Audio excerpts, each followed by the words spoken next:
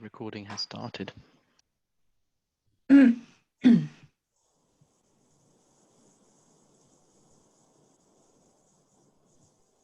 we live? Yes. Helo, prynawn da pawb, a croeso i cyfarfod cyffredinol blynyddol HEIW, addysg gwella iechyd Cymru. Mae heddiw yn tipyn o dydd. Rydyn ni'n edrych ymlaen a rydyn ni'n edrych yn ôl. Today's quite a day. It's our annual general meeting. We're looking forward and we're looking back. And mae'n cyfle I ofyn cwestiynau yn ôl.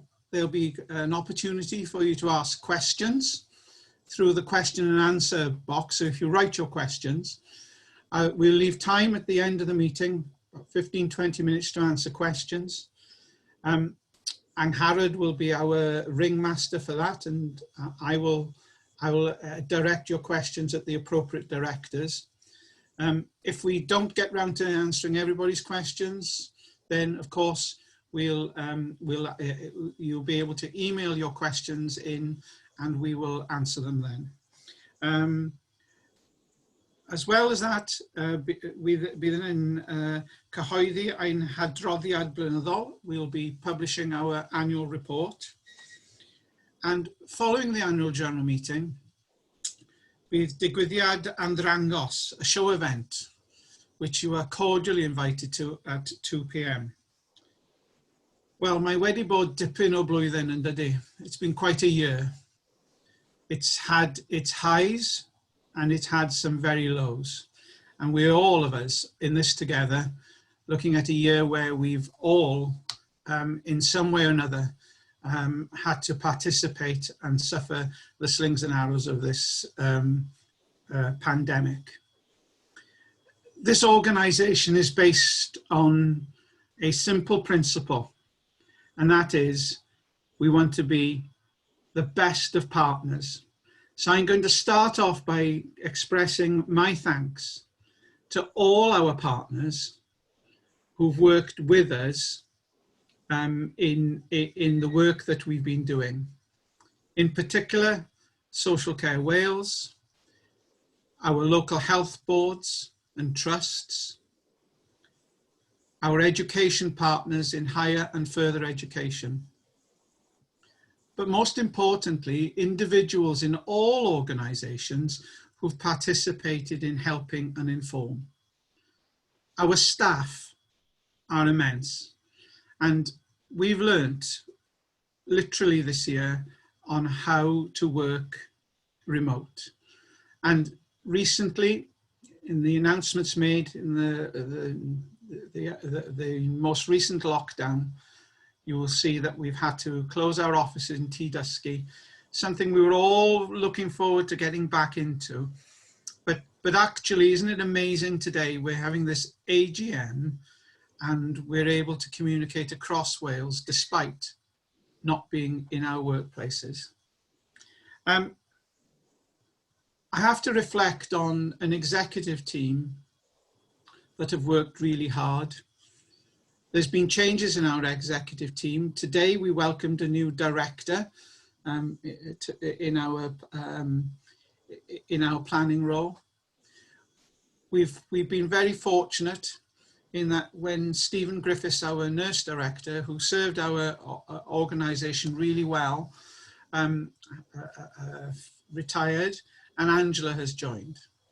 But I would say as individuals, they have worked really hard, but as a team, they've been amazing.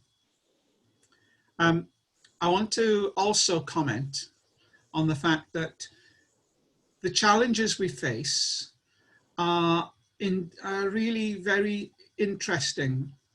Most people are focused now on COVID. We too are focused on COVID, but we're also focused on the future.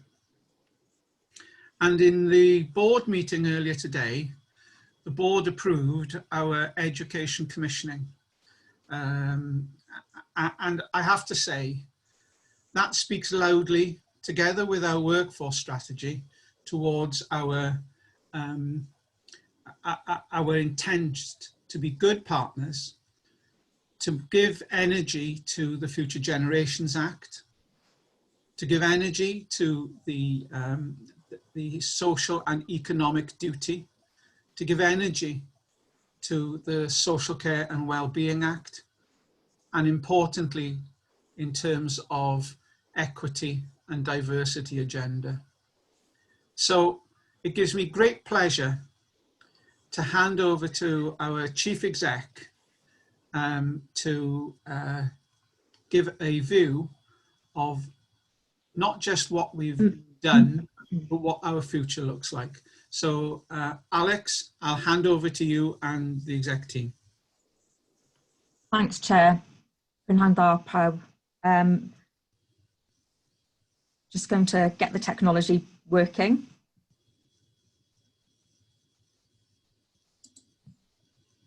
Sorry.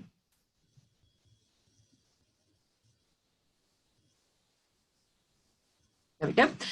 Welcome everybody, and it's great to see that we've got lots of people attending the AGM from both our staff and also from our partner organisations, and that is one of the silver linings of working in this way, because ordinarily that is much more difficult to achieve. So just to quickly recap on our purpose as an organisation, as you will be aware, we've been set up to integrate and develop a coherent approach to the planning and development of the health workforce in Wales, recognising that the patients, our service users, experience care through multi-professional teams, not in single professional groups. And so that's very much our mission and our reason for being.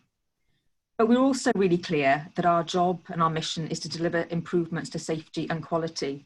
And although we don't deliver care directly to patients and service users directly, we feel it's really important that we see our mission very much as being that aspect of safety and quality. Because the fact is that whenever we look at the service challenges facing the NHS, whether that be in emergency departments and ambulances outside, or whether that be cancer diagnostics and cancer pathways, or whether that's getting appointments in GP practices, underlying all of those issues are significant workforce challenges.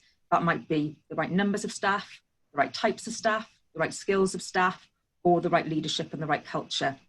And so our vision for transforming the workforce for a healthier Wales has to be ambitious in order to take forward that agenda and to develop solutions to those workforce challenges, and actually make the NHS in Wales a great place to train, to learn and to work. So we've been given a broad set of functions, as you can see on this slide, and education and training, our title, and it goes very much to the heart of what we are doing in HEIW. But our other functions are equally as important to the development of some of those sustainable workforce challenges that I've mentioned earlier on. For example, workforce strategy is clearly an important thing for us as a body that's been tasked with developing sustainable solutions for the future, but also looking at careers and widening access as a key way of making sure that we've got as many different pipelines and access routes into health professional jobs as possible going forward. So just looking back at 1920, for some reason it's not letting me move my slides on. Somebody could help me with that, that would be great. Yep. Sorry, Rebecca. It was going to be completely seamless. I've spoiled that. Yeah, that's great, thank you. So looking back on 1920, first full year of operation, although we'd had half a year prior to that and then another half a year in shadow form. And despite the fact that actually we'd been through multiple changes prior to 1920, the location of our staff, the organisational format, new ways of working, new colleagues for everybody, our staff have delivered not only on business continuity for our service users, which in our case are students, staff and trainees, but have also delivered on a whole range of other exciting developments that my colleagues will expand on in the next slides. And so that's actually made my job as Chief Executive easy. It's made it very enjoyable, and I have to say that our first year has really exceeded my expectations and put us in a really resilient place by March, when the pandemic hit us, and we also obviously had to review our plans and priorities. So I'm not going to pick up too many things on this slide because others will fill in the detail. But just, I think, to emphasise what the chairman has already said, that working with partners and our NHS colleagues is a key part of what we have to spend time and attention to. And it's very important that we do that in order to add value to the system. And during the year, the last year, some of my highlights have been some of those engagement activities that we've done. Things like our HEIW roadshows, which we held all across Wales to really connect with our trainees, people who are doing the training for us, and our students, and to really have conversations with them about what's good and what needs to be improved. But also some of our stakeholder events, which we had lots of different people from lots of different sectors coming along to really help shape our plans and priorities for the future. So if I can just move on to the final slide for me before I hand over to colleagues. Obviously, although much of our work associated with the pandemic has taken place in the next financial year, it would seem strange not to mention it in our look back into 1920. And what happened in March obviously impacted on us as an organisation as much as the rest of the NHS, even though we don't provide patient-facing services. And fortunately for us, by this point, we had already delivered on most of our plans and priorities for 1920, and were in a position to review our capacity and the resources we had available to support the efforts for the pandemic. So from my point of view, I was very fortunate and privileged in being asked to go and assist in Welsh Government, and the organisation was able to release me for 3 months to do that, and they were able to release me because I've got a really strong executive team and a great deputy in Julie Rogers. So that was definitely part of our overall contribution to the pandemic. As an organisation, we did reprioritise doing, and we paused a number of strategic objectives for 2021. And as a result of that, we were able to respond and provide additional support in a number of areas. For example, additional targeted training in key areas like critical care. But behind the scenes, a huge amount of work was also going on to protect and minimise disruption to our training and education programmes, working closely with our partners to make sure that our students, who clearly were having different opportunities presented to them as they were coming to the end of their academic years, and also our trainees who were being redeployed and who had rotations affected, to make sure that despite all of that, we were able to continue to provide them with a good experience, and also that we continued to recruit into our programmes and continued to oversee progress from one stage to the next. And a lot of that work has really been invisible to the outside world, but we know that that's been a really important piece of work that we've been involved in within HEIW.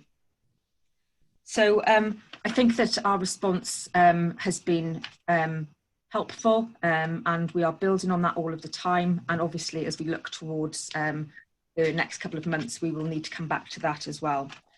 So hopefully that's a brief overview of progress, and I'm going to hand over now to Julie Rogers to tell you a little bit more about some of the things we've achieved last year. Thanks, Alex. Afternoon, everybody. As Alex says, I'm Julie Rogers, Director of Workforce and OD, and I'm going to talk to you a little bit about one of the highlights for me of last year, which is the development of our workforce strategy. If I can move the technology on. Sorry, there we are, fantastic. Okay, so quite a busy slide, but a lot in there, and hopefully colleagues who are listening in will be quite familiar, certainly with the context. Really complex, significant amount of context to sort of underpin the work that we did over a 13-month period with Social Care Wales as our main partners, but also in collaboration with NHS partners, education bodies, and really just generally people who use services and across our sector. I suppose the most significant in that area that I would pick out are the ones that we've sort of included on the slide there. So the opportunity for us to actually use the workforce strategy to show how we would contribute to the Wellbeing of the Future Generations Act, the decision to place Welsh language and skills right at the heart of the strategy, and again following the lead of the Parliamentary Review of Health and Social Care, to actually really focus in on the quadruple aim and the intention to enrich the capability and engagement of the health and social care workforce. So really having health wellbeing at the start. But as noted on the slide, there's a whole load of other context there as well. And aside from the sort of legislative and governmental sort of guidance that we were working within and the previous reviews, there's also what we know. And what we know is that my son, who's coming up to 18 now, wants a different type of career to the one that I had when I started work back in the 80s. Millennials want agility, they want the ability to swap careers and to move in and out. And in many ways, our workforce systems and our opportunities across the NHS and social care are actually having kept pace with what people want these days. So that was one of the key drivers, but we also know we've got significant challenges in terms of workforce supply, of age profile, which is the same across both sectors. So a huge amount of context. Just briefly then, in terms of the process we went through, and I know there are a number of you on the call today that have joined the AGM that will have been part of this process, and just thank you again for your input. Over 1,200 people contributed over the period of a year to the development of the workforce strategy. We started it when we were barely 3 months old. It was quite a huge undertaking, but a really joyous and worthwhile one, I would say. The slide there shows you the process that we went through of engagement, which led up to us submitting a final draft strategy on behalf of ourselves, Social Care Wales and all our partners in December last year. And that remains the position with the strategy sitting in with government, but we are optimistic and hopeful that it will actually get published and see the light of day quite soon. So just a little bit then in terms of if you look at the strategy, what you can expect to see. Again, quite a busy slide, but hopefully this will be a takeaway for some people who are not so familiar with it. So if we look at the ambition, which was honed after engagement with all our partners, as it says there, we want to have a motivated, engaged and valued health and social care workforce with the capacity, competence and confidence to meet the needs of the people of Wales by 2030. So it's a 10-year vision. When you look at then the graphic just below that, you can see well-being as the sort of thread, golden thread throughout the strategy. Welsh language there as the backdrop, and obviously part of that is thinking about how we encourage more Welsh domiciled people both into education but also into the workplace. And then 7 main themes within the document. In terms of implementation, just on the right-hand side there, obviously we're really keen, having done all the work with partners, made the case for the changes that were needed to just get on with this. And so anybody who's been looking at our integrated medium-term plan that we submitted in January and that we've been using to guide our work programme this year will know that of the 32 actions, we're already making significant progress on quite a number, and we've taken those forward, as have colleagues in Social Care Wales and other partners too. You've also got on that slide some indications of what success will be like, will look like, and also what will be different, which just shows you that we've thought about those things and paid attention to.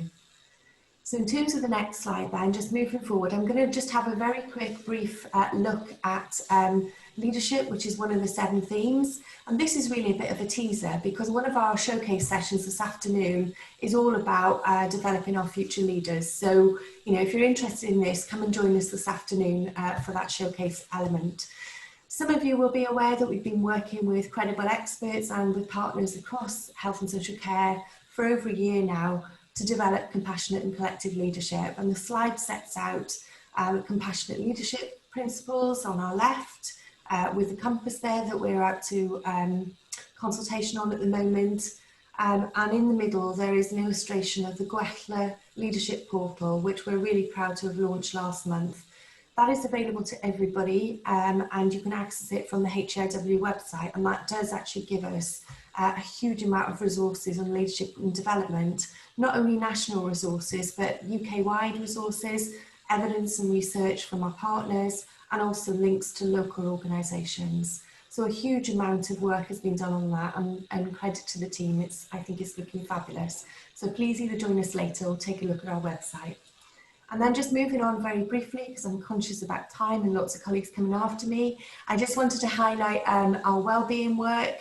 So we've been privileged to lead the National Wellbeing Resources, which have obviously become even more important during COVID. So again, if you look at our HEIW website, you will see links to local resources available across, particularly NHS, but also increasingly across social care. But you will also see the stuff that we have actually made available, which has been developed through COVID and continues to be added to. So again, another great resource for you. So just some highlights from last year, a bit of a teaser for later, and some tempters for you to go away and have a look at our website. And I hope that was helpful. Thank you. I'm now going to hand over to my colleague, Dr. Push Mangat, who's going to talk to you about developments in education.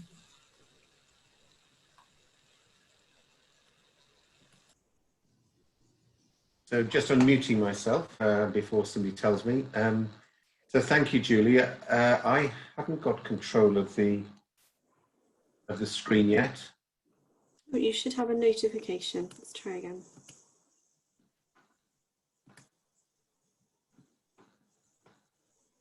I think it might be better, Rebecca, if you just help us. Yeah. Now. Okay, maybe I have. Yeah, I have. Thank you. So just to introduce myself, I'm the Medical Director at Health Education Improvement Wales, and I'll be covering the first few slides and then passing on to Dr. Angela Parry, who's our Director of Nursing.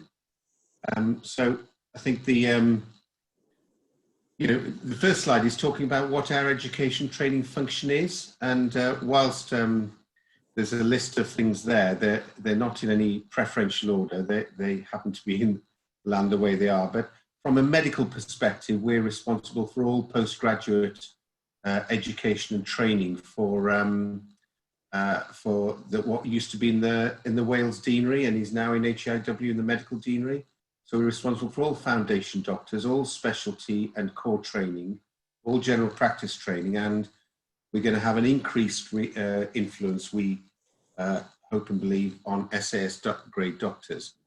Within dental, it's not only dentistry, postgraduate education that we're responsible for, but the wider dental team, and there are 6 other specialties, professional specialties in dental that we're responsible for, including dental nurses and hygienists and therapists. Pharmacy is an important part of our responsibilities as the role of the pharmacist increases within the service. So both our pharmacists and our pharmacy technicians and their support staff are also areas of, where our responsibility lies. The biggest area, of course, is the health professions, and that section doesn't really do justice to the magnitude of the importance of our therapists, scientists, nurses, midwives, etc., who provide the vast bulk of the interactions with patients across our health service, and our involvement in their undergraduate education and in some parts postgraduate education is really, really important and has been subject to many discussions in today's meetings. We mustn't ever forget the support staff that sit in this alongside and the rest of the services. Those who have require vocational qualifications and other support and development are a really vital part of our NHS. And without them, we couldn't manage. And I think it's really important to recognise our role there. And the multi-professional bit, which will be covered later by Angela in more detail, covers a whole variety of advanced practice across different professional areas, and an example being independent prescribers. And we're involved in the planning, commissioning, delivery, and the quality management of many, many of these areas. So that's quite a large function, and that is our core functions from an education training perspective. From a specific medical, dental, and pharmacy perspective in my area, we have to recognise that Wales is a really good place to train in medicine. We have 58 training disciplines in medicine. We have dental foundation, core and specialty training, and pre-registration pharmacists and extra training in advanced practice. And there's been really good advances in those things in the past year with fill rates, with quality, and with innovation. The recruitment, management and progression reviews of all of the above are part of our function. We've implemented single lead employer processes for all of our postgraduate trainees in these areas. It has been at times a complex process, but we have almost reached the final part of that. And also we have quality assurance processes aligned to the GDC and the GMC, which are well established. But this, in recent months, there's been developments within pharmacy that they are going to be providing the quality assurance processes for our pre-registration pharmacy training and the foundation training, as well as some aspects of undergraduate training, which is welcome. Important from a well-being perspective is our professional support unit, which previously provided support largely to medical trainees, is now also providing support to a multi-professional training provision. So these are some of the specific achievements in the medical directorate.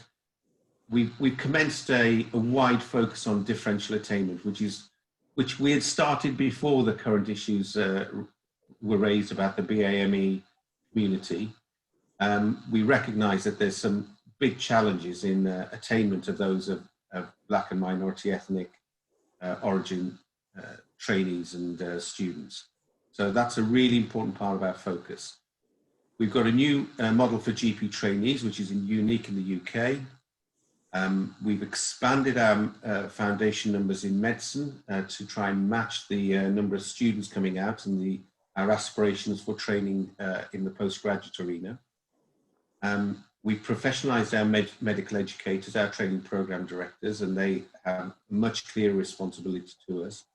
And there's been some really agile work from our revalidation support unit to respond to the changing needs of medical appraisal across Wales.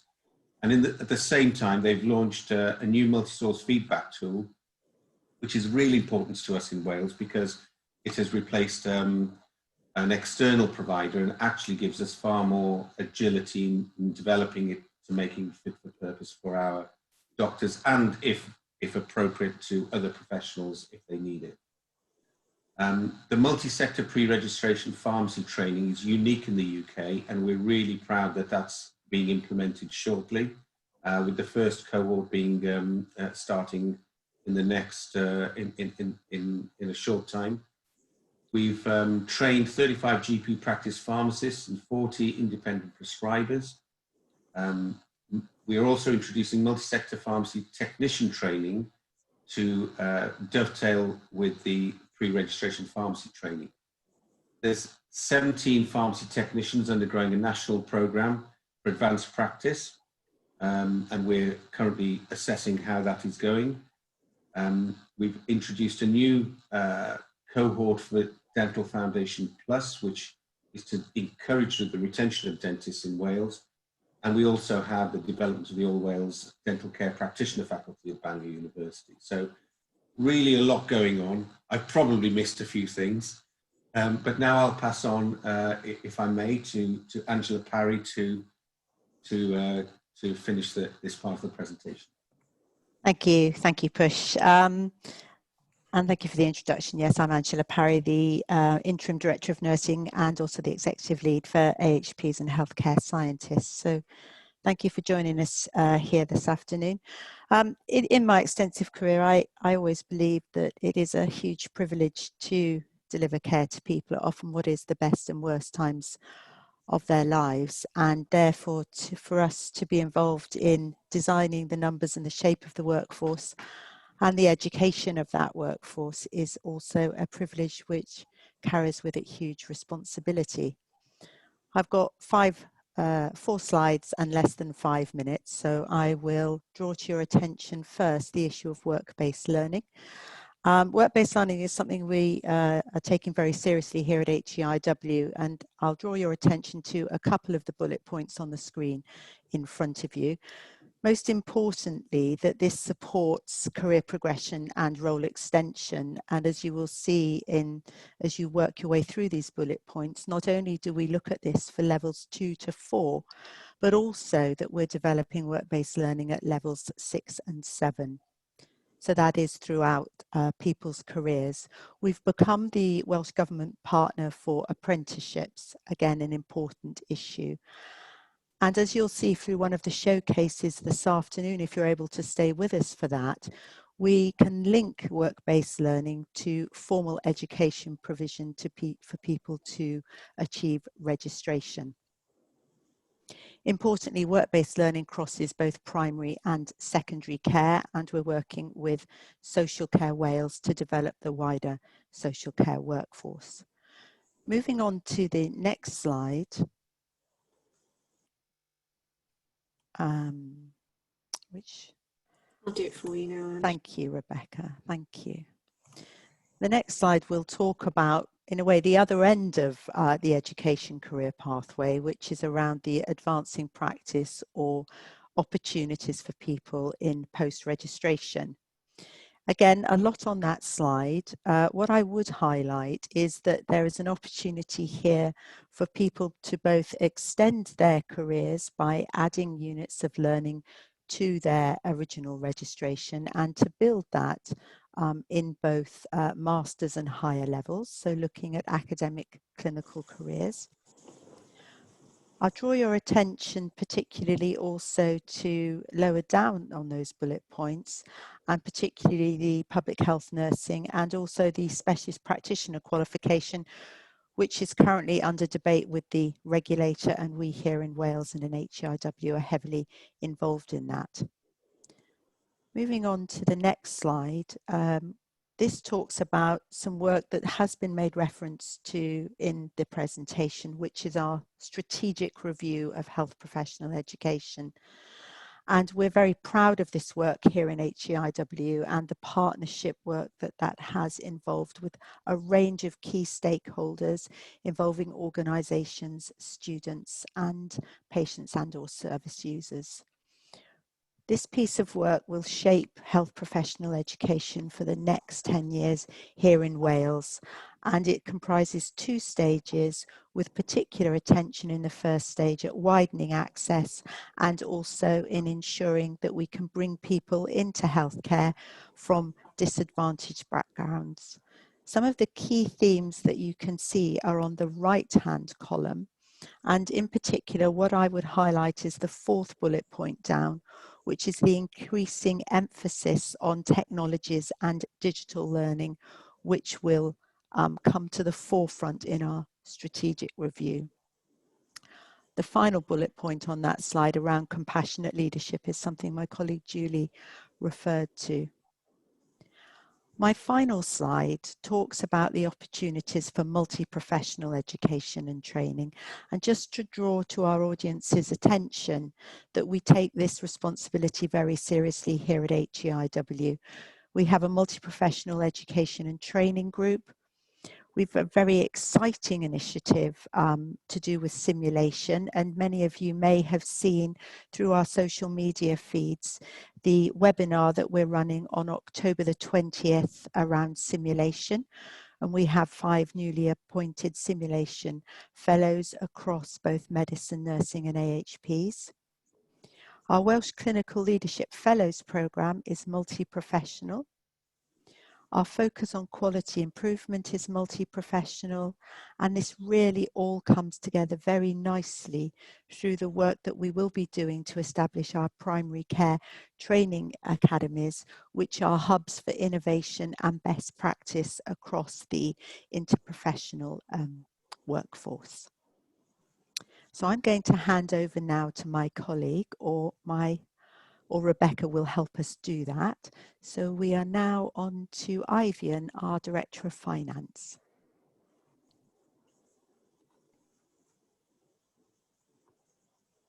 Hello, Ivian. Good afternoon. Thank you, Angela, for that, for handing over. I'm Ivian Williams. I'm the Finance Director for HEIW, and I'd like to quickly take us through the financial performance of the organisation for 2019-20.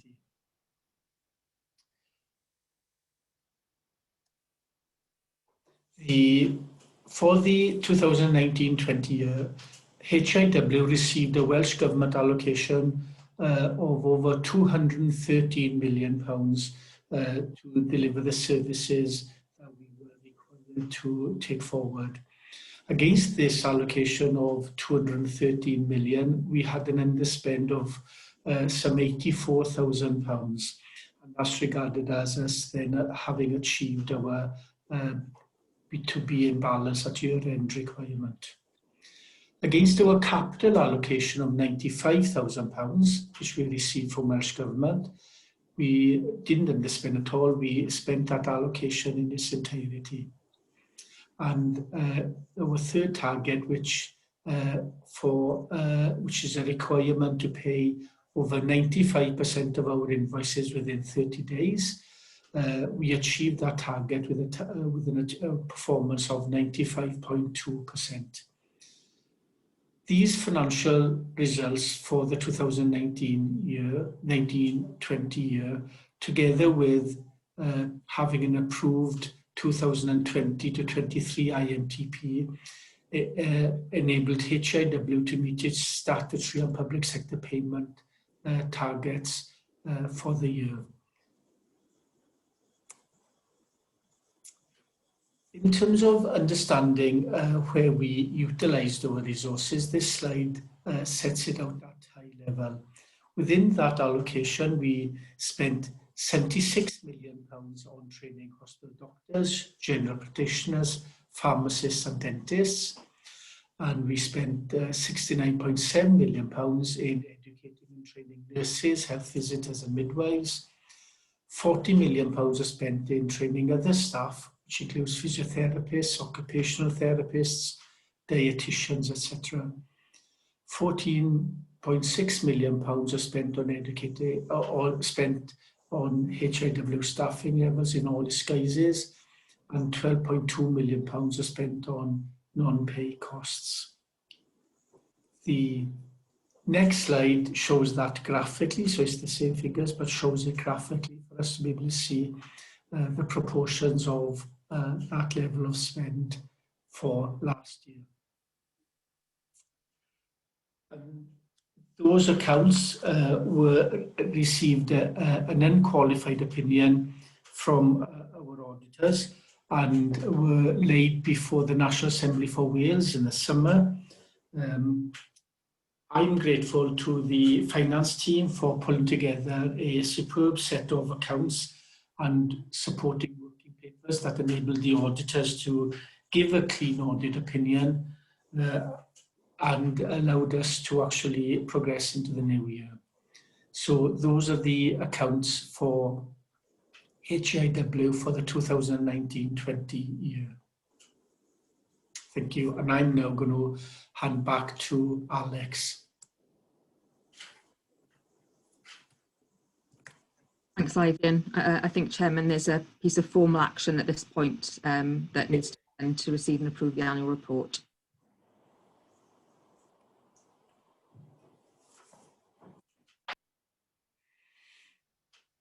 Chair.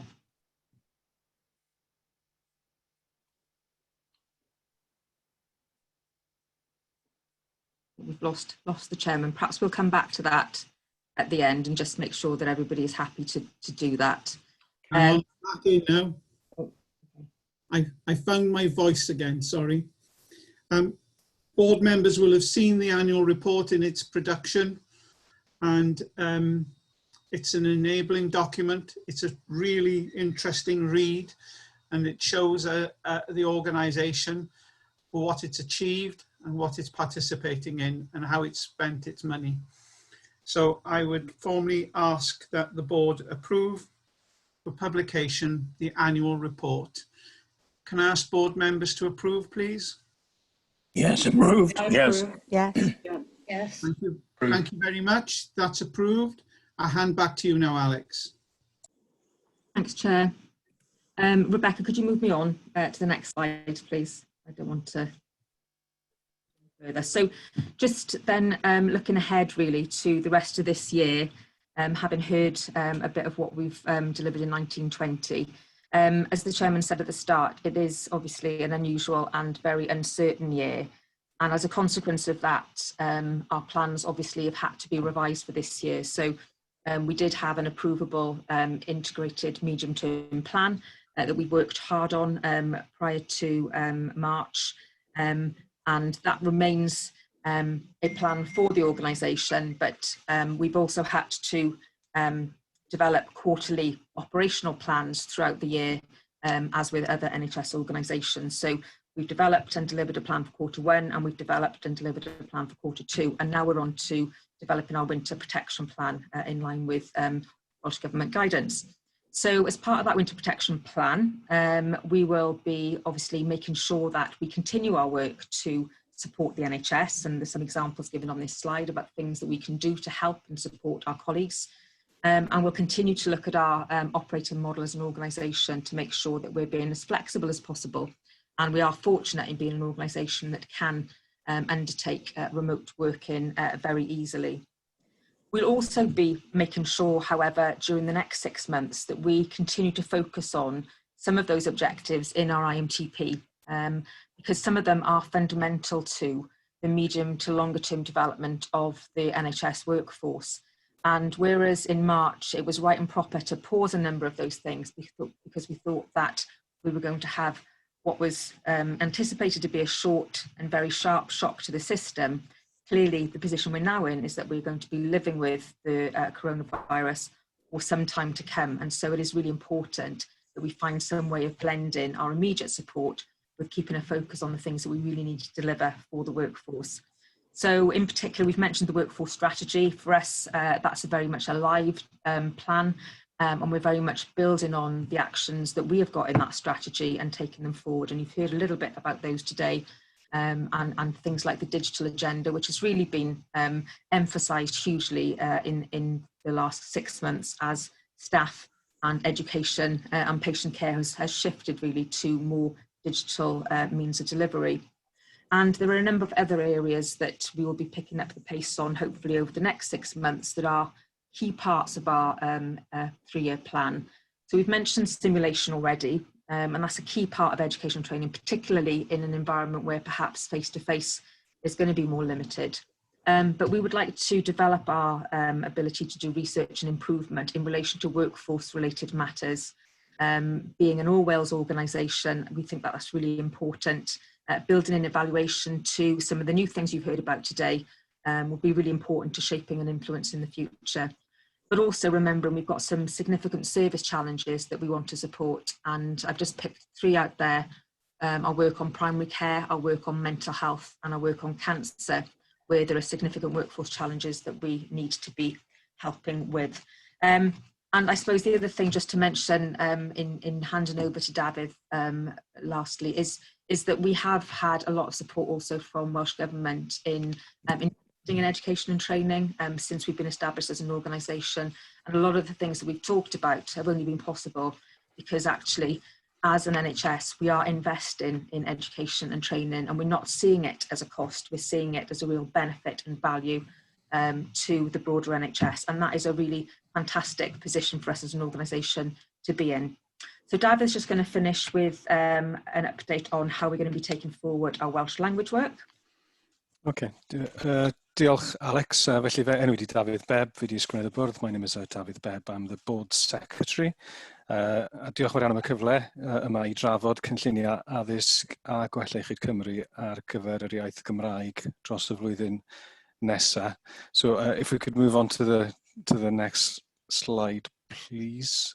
Thank you for the opportunity to discuss HEIW's plans in respect of the Welsh language over the forthcoming year. These plans include developing the commitment within A Healthier Wales to strengthen Welsh language services for patients. We recognise the importance of expanding Welsh language services within the NHS, as we know that this leads to better outcomes for patients. So what are we doing over the next year with regards to our plans for the Welsh language? Well, firstly, we'll be aiming in Q1 of 2021 to have obtained Board and Welsh Language Commissioner approval for our Welsh language scheme. Our Welsh language scheme is ambitious. It's based on the Welsh language standards. While HEIW is not legally required to come under the Welsh language standards, we have chosen to do so. Firstly, so that we are in line with the rest of the NHS, but secondly, also because it shows the board's commitment towards the Welsh language. We have recently completed our initial round of consultation with the Welsh Language Commissioner, and in early October, we'll be in a position to start the consultation process with all of our stakeholders, and we are looking forward to engaging with our stakeholders and seeing their comments with regards to our Welsh language scheme. We will also obviously be focusing on our current Welsh language plan and embedding the requirements of the plan. Embedding a Welsh language policy is a journey, it's not an event. It's about winning hearts and minds and asking staff to think about the requirements with regards to Welsh language planning from the beginning of projects. We are already making good progress, and perhaps we can illustrate the progress that's been made with the following two examples. So firstly, in the first year of HEIW, we translated 1 million words into Welsh. In our second year, we have already translated 3 million words. So that, I think, indicates the significant increase in terms of the use of the Welsh language within HEIW. I think the second example is the fact that at the start of this academic year, we have got 41 members of staff who are registered to start Welsh language lessons with us. That's an incredibly impressive figure and represents about 20% of all full-time staff. And obviously we'll continue to focus on embedding our Welsh language policy across all of HEIW's functions. I'd just like to highlight what we're doing with regards to our strategic commitments. I appreciate that I'm running out of time, so I'd just like to focus on the first strategic element there, which is with regards to the education commissioning process. As Alex alluded to earlier, we earlier today, or the board earlier today, finalised the contract specification for health professional contracts. These contracts will deliver pre-registration health professional education for thousands of students within Wales over the next 7 to 10 years. And we've taken advantage of this opportunity to put in place innovative new plans around and requirements around Welsh language provisions for these areas of education. And these requirements include online lessons for all students with regards to basic Welsh and raising awareness of Welsh language requirements. It also includes Welsh language lessons for those who want to develop and improve their Welsh language skills. And there's also a requirement that our education providers assess the demand for Welsh language courses or elements of courses in the education and training that they provide. So the ultimate aim is to create an environment that's improving the Welsh language skills of our students, and obviously that would lead into improving the Welsh language skills of our workforce going forward.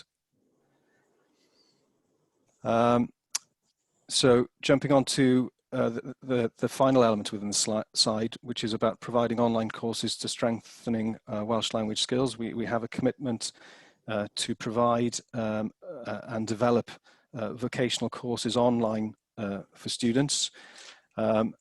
We are aware that as a result of Welsh language standards that there is an increased demand for translation across the NHS, and therefore we will be piloting an apprenticeship scheme to enable more qualified apprentices with a view to more qualified apprentices coming online and to enter into the NHS workforce, so that we are enabling translation, normalising the translation of the Welsh language. We're also aware that we need to improve the confidence of those who already have Welsh language skills, and we're looking at the development of a language skills certificate. So to close, as NHS Wales's training and education body, We look forward to implementing and planning our plans around the Welsh language to strengthen our Welsh language services, both for HEIW and for the broader NHS workforce. Okay, diolch yn fawr iawn. Thank you. Handing back to the chair. Thank you, David. I'm now able to open up for questions. Angharad, have we any questions so far? I haven't had any questions yet, Mr. Chairman. If anyone would like to put one in the question and answer box for us, please feel free to. We're waiting with bated anticipation here. I have to say, this is a very interesting way of doing an AGM. I don't know about you, but I found it really interesting that we're able to cover so much and expose the detail to so many people. I'm aware that there are over 33 people from outside the organisation here today. If there are no questions, then if you think of anything you'd want to know or you want to ask or make comment on, please do so with through our website and using our comms link. And should I just close the meeting now, Angharad? I think so, Mr. Chairman. If, like you say, if anyone's got any questions they think of later, if they'd like to email us at heiw.communications email address, we shall post the response on the website. Okay, so I'm just going to close then and say that the ambition is, like we started off, to be really good partners. I think we need to really focus on this partnership working and co-production in a very big way and build on what we've already achieved there. My expectation is that we become an exemplar organisation in all that we do, and in particular on the compassionate leadership. And now is a time like no other where we should be very interested in one another and the well-being of the people who work within health and social care. I think we need to be an innovative organisation, and we've already seen examples of that. I think there needs to be a real focus on quality. The people who come to train need to provide excellence of services. So the quality of their education and training is really important. And finally, I think we must strive always to be the best we can be. So taking relevance of research, of benchmarking, of making sure that we are that we become a peer organisation.